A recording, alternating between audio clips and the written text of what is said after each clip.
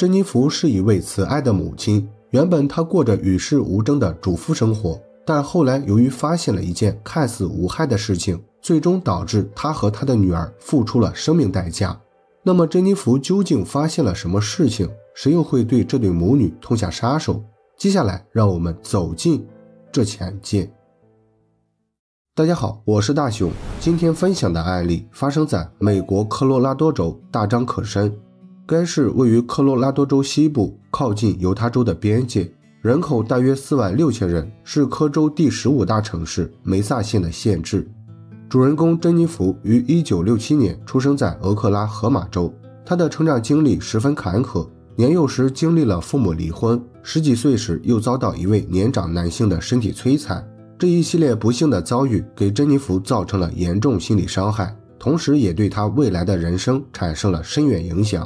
或许是为了早日走出心理阴影，珍妮弗后来信仰了基督教。此后她一直严格要求自己，不论是言行举止还是道德规范，珍妮弗表现的都是一名虔诚基督徒应该有的样子。1986年，时年19岁的珍妮弗前往了加州读书。4年后，也就是1990年，珍妮弗通过朋友介绍认识了未来的丈夫麦克。麦克出生于1963年，他比珍妮弗大4岁，当时是圣地亚哥海军基地的一名直升机飞行员。据说珍妮弗对麦克一见钟情，除了喜欢麦克外向开朗的性格，珍妮弗更加中意麦克也是一名虔诚的基督徒。因为在珍妮弗看来，拥有相同的信仰代表着生活理念大致相同，而且少年时期的不幸遭遇让珍妮弗对大部分男性充满恐惧，所以拥有相同信仰的麦克在潜移默化中被贴上了好人标签。两人就这样在朋友的撮合下慢慢发展成了情侣。1993年，恋爱3年后，麦克从军队退伍，同年他们登记结婚，并搬到了南卡北部的辛普森维尔。之所以选择在这个城市居住，一方面是为了麦克的工作，另一方面也是为了追求信仰。因为南卡北部处在圣经地带，是基督教福音派占据主导地位的其中一个地区，因此珍妮弗和麦克在这个城市居住了很长时间，并在1995年生下了一个女儿艾比。最初这对夫妻生活过得还算和谐，但随着时间的推移，麦克逐渐显露出了强势的一面。具体来说，他会在各方面对珍妮弗施加限制，从最基础的穿衣打扮到发型款式，再到社交圈和活动范围，这些全都要经过麦克的允许。此外，麦克还对夫妻生活需求强烈，他常常会提出一些非同一般的要求，这让思想较为传统的珍妮弗苦不堪言。不过即便是这样，当时他们也没有爆发太大问题，真正的转折点发生在2000年。这年麦克获得了一个不错的工作机会，科罗拉多州一家制造企业邀请他担任部门经理，于是他们一家就从北卡搬到了科州大张可申市。然而原本这是一件再正常不过的事情，但没想到后来竟然引发了重大问题。由于珍妮弗性格比较慢热，很难适应新环境，所以自从搬家后，她几乎把自己完全封闭了。俗话说心闲生于世，人闲生是非，搬家还不到1年，珍妮弗就因为无意间发现了一件事情，导致产生了连锁反应，最终让她和她的女儿失去了生命。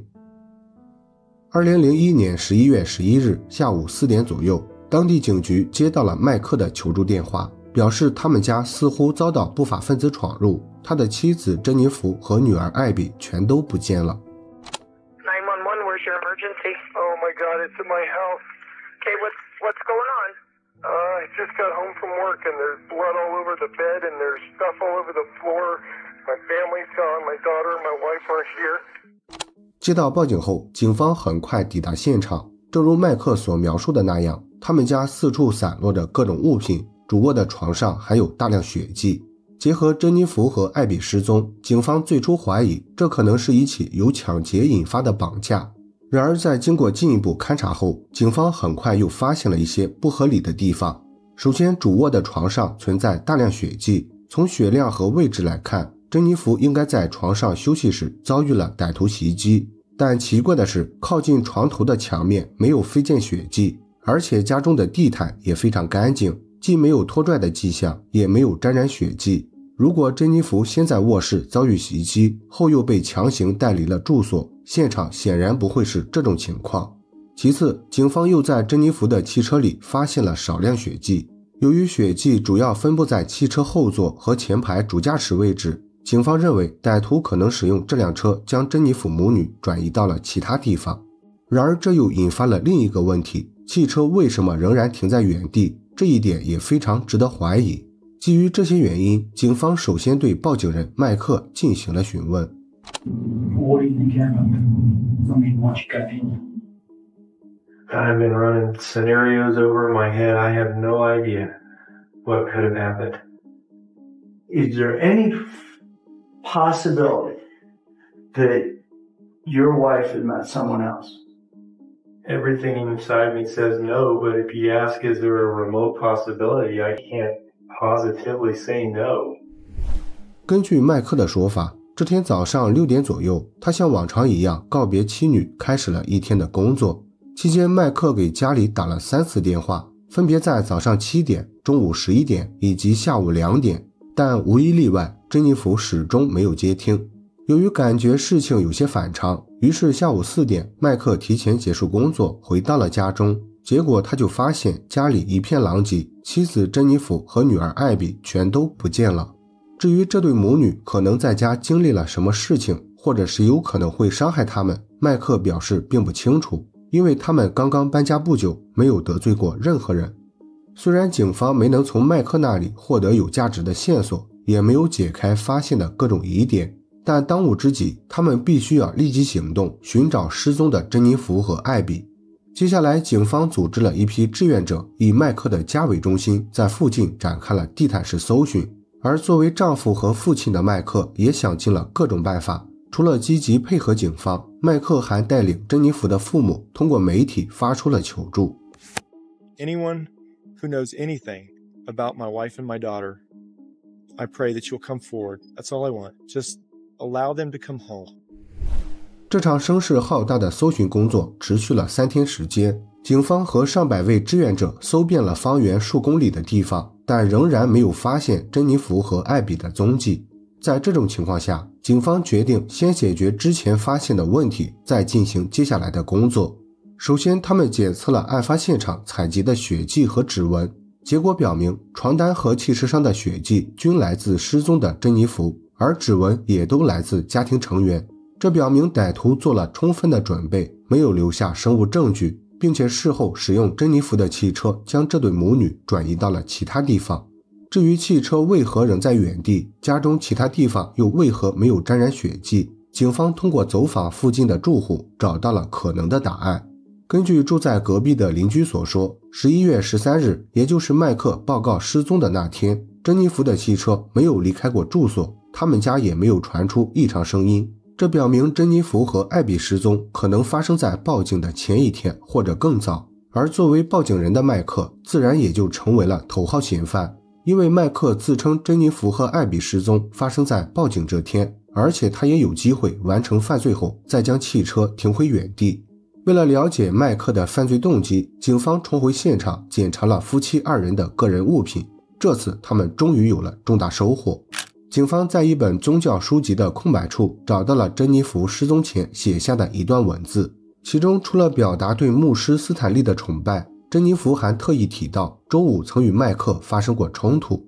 此外，警方还在麦克的电脑里发现了一封道歉邮件以及大量相当硬核的不健康内容。基于这些发现，警方认为2人周五发生冲突很可能就是因为这些不健康内容，因为麦克在道歉邮件中提到他让魔鬼有了立足之地，感到非常抱歉。尽管麦克描述的比较隐晦，但由于他们都是虔诚的基督徒，而大多数基督教教派都会强调纯洁和自我控制的重要性，认为观看这类内容可能会引发色欲，违背基督教的教义和价值观。因此，警方推测麦克所描述的魔鬼指的就是电脑中存档的不健康内容。于是他们再次对麦克进行了询问。 She told me, I don't want you to be doing this, but if you are going to be doing this, then we should be together with this. This was during a time after Jennifer's hysterectomy, and she knew we were going to have to find other ways of satisfying each other. And we were looking at it more as experimenting, looking for alternate things that we could do. 根据麦克的说法，珍妮弗并不反对观看这类影片，相反还想从中学习一些实用的知识。因为珍妮弗做了子宫切除手术，对传统的夫妻生活已经失去兴趣，所以他们必须要寻找一种替代的方式来满足彼此的需求。这也是为什么电脑中会有不健康内容的原因。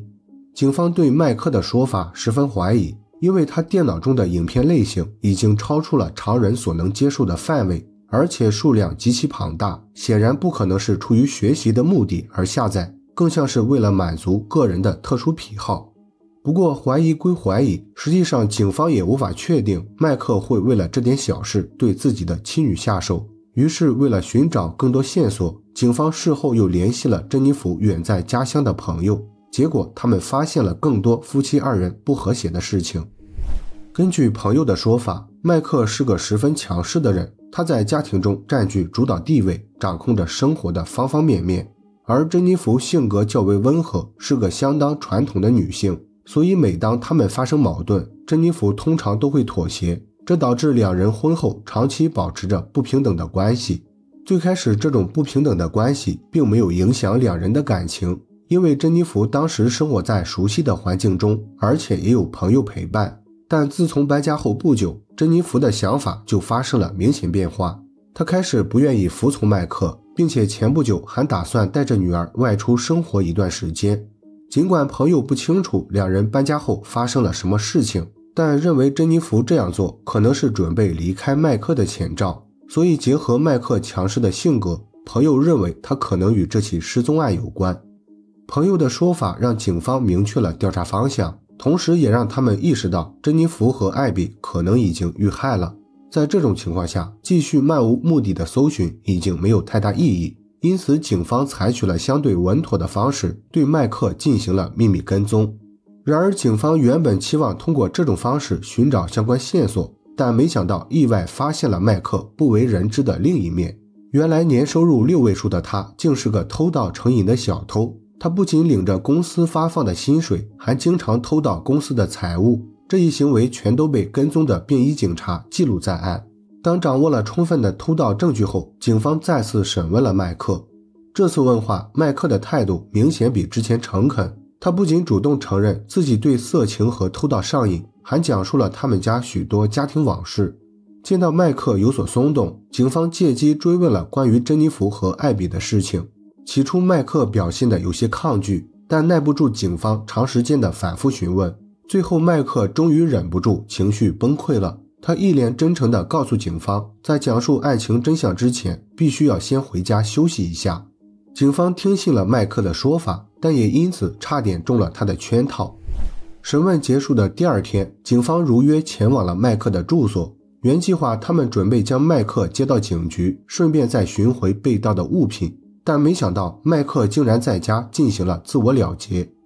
被发现时，麦克已经意识模糊，他一丝不挂地躺在浴缸里，左手手腕有一处划伤，浴缸的旁边摆放着一本圣经和一张便条，便条上的内容大概是他与这起案件没有关系。由于警方不相信他，所以被迫采取了这种极端方式证明自己的清白。警方见到这幅场景，坦率地说，心里确实有些慌张，因为麦克如果真的被冤枉导致失去生命，他们将会面临很大的社会压力和相应的法律后果。不过庆幸的是，麦克没有死去，而且警方也很快识破了其中的诡计。事后医生表示，麦克的伤势其实并不严重，远达不到危及生命的地步。考虑到麦克做出这一行为刚好发生在与警方约定见面之前，因此可以基本确定他这样做只不过是一种摆脱嫌疑的手段。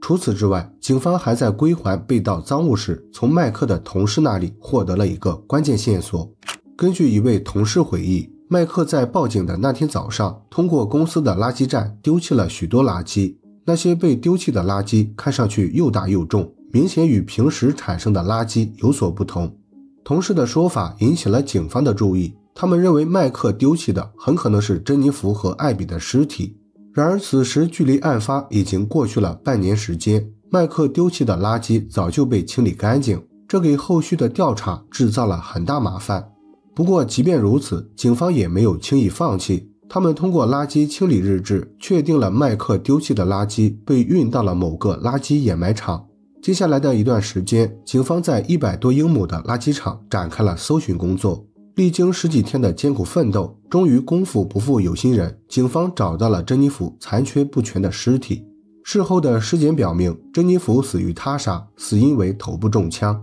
与此同时，搜寻工作仍在继续，因为艾比的尸体还没有找到。起初警方以为艾比应该也在同一个垃圾场，但接下来的1个多月，他们挖掘了超过4000多吨的垃圾，翻遍了几乎整个垃圾场，也没有找到艾比的尸体。最后迫不得已，警方终止了搜寻工作。No one wanted to leave a little 6-year-old girl interned in a landfill. We eventually had to do that. We met our goal and we left that landfill, knowing that we left Abby there. Abby Blag is in a better place, and I know she forgives us for leaving her interned there. But I also know she knows we did our very best. 2002年6月，案发7个月后，警方以谋杀罪逮捕了麦克。虽然麦克一直没有承认罪行，但警方认为这一切主要因为他观看不健康内容引起。由于珍妮弗是个虔诚的基督徒，加上他在少年时期经历了粗暴的身体摧残，所以不论是信仰还是个人原因，珍妮弗都无法接受麦克观看不健康内容，这也是两人在案发前发生冲突的主要原因。虽然无从得知他们冲突之后又发生了哪些事情，但从麦克的道歉邮件来看，可能是珍妮弗准备带着女儿离开麦克。当麦克尝试道歉没有起到作用，感觉婚姻已经无法继续时，他的心中就产生了杀人的想法。至于艾比为什么受到牵连，具体的原因不明，但很有可能是艾比无意间目睹了麦克的犯罪行为，或者他想借此转移警方的视线，所以麦克一并解决掉了艾比。2004年3月，案发2年后，本案开庭审理。由于没有找到艾比的尸体，检方无法对麦克提出2项谋杀指控，最终他仅被判处1项1级谋杀罪，获刑终身监禁。根据最新的报道，艾比或者他的尸体仍未被发现，尽管警方早就表示艾比已经推定死亡，但他们还是发布了艾比成年后的模拟画像。案发那年，艾比只有6岁，如果他还健在的话，今年刚好29岁。